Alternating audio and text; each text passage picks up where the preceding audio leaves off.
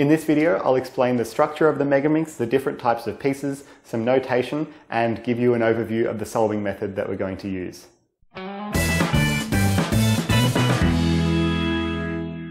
So before we get started solving a scrambled Megaminx, there are a few pieces of information that you need to know. So firstly, the Megaminx is a dodecahedron, which means it's a shape which has 12 sides on it, and you'll notice on the Megaminx, these 12 sides all have one color. So for example, all around the cube, there are 12 different center pieces. So this one, this one, this one, etc.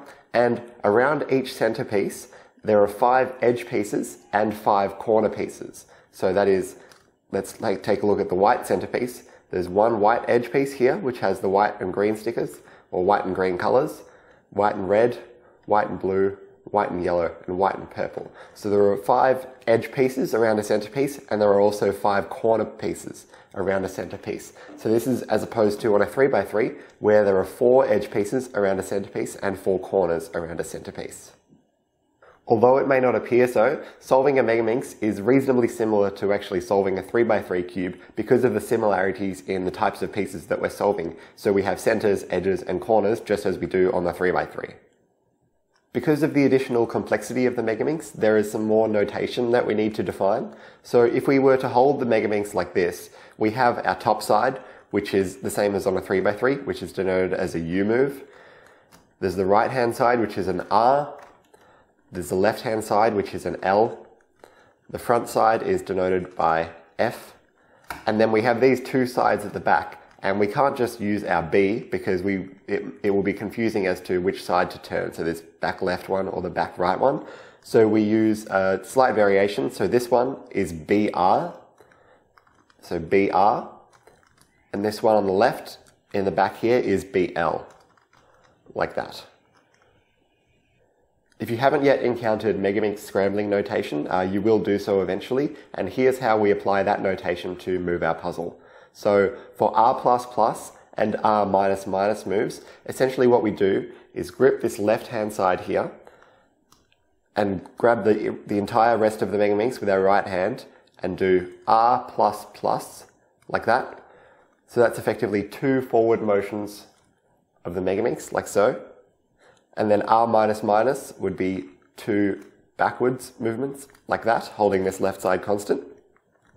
Then for D++ and D-, essentially what we do is hold this top side, so this top side remains constant, and then we do D++, like that.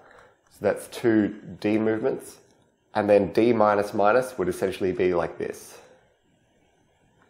where we move this entire bottom face of the Megaminx around 2 times in the anti-clockwise direction. At the end of each line in a Megaminx scramble, you'll either have a U or a U' move to execute, and that's just as normal, so you just use the top layer there. Another thing to be careful of whenever you're reading Megaminx moves is that U2 and U2' are actually different things. So because we have 1, 2, 3, 4, 5 rotations of the U layer before we get back to a solved state, doing a U2 clockwise and U2 anti-clockwise actually lead to different states of the Megaminx. So be careful whenever you're reading any algorithms in the future to execute U2s and U2' accordingly.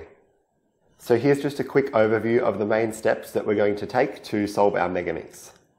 So the first main step is the F2L, and that essentially involves solving all of our white edge pieces and then filling in these F2L pairs like we do on a 3x3 between our white edge pieces, like so. So there are 5 white edge pieces and 5 corresponding F2L pairs that we need to solve in order to solve this entire F2L.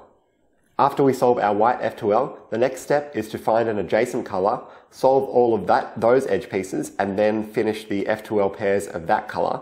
So for example here, I've solved all the yellow edge pieces as well as filled in the yellow edge pairs like that. So now we have the white F2L solved as well as the yellow.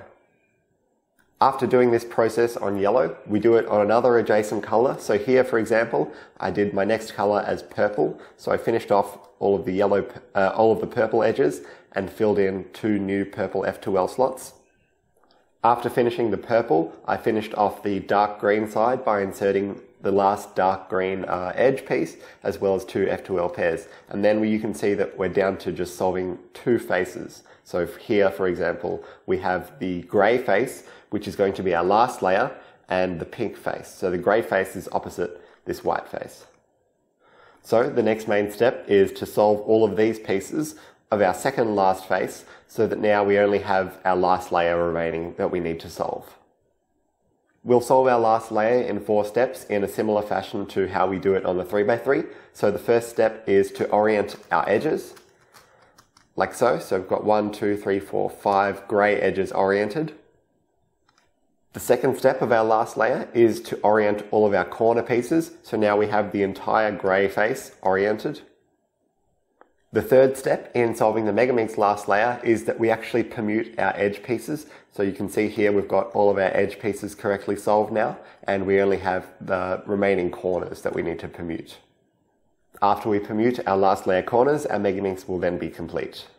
A couple of other things to note. Most Megaminxes do have this standard color scheme with white opposite the gray side, but your Megaminx may or may not have this exact color scheme. Essentially, the thing to note is if you do have a different color scheme, then make sure to follow the exact process in the same way, but you will essentially just be solving pieces of different colors. The last tip in this video is that if you're turning or solving a Megaminx for the first time, it can be a little bit awkward to get used to the actual finger tricks and grip.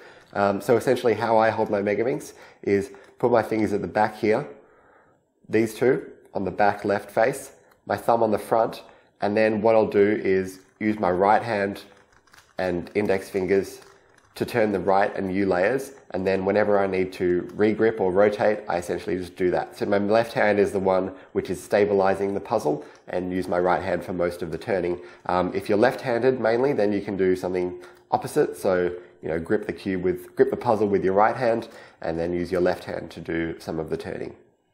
Without further ado, let's get started with solving the Megaminx.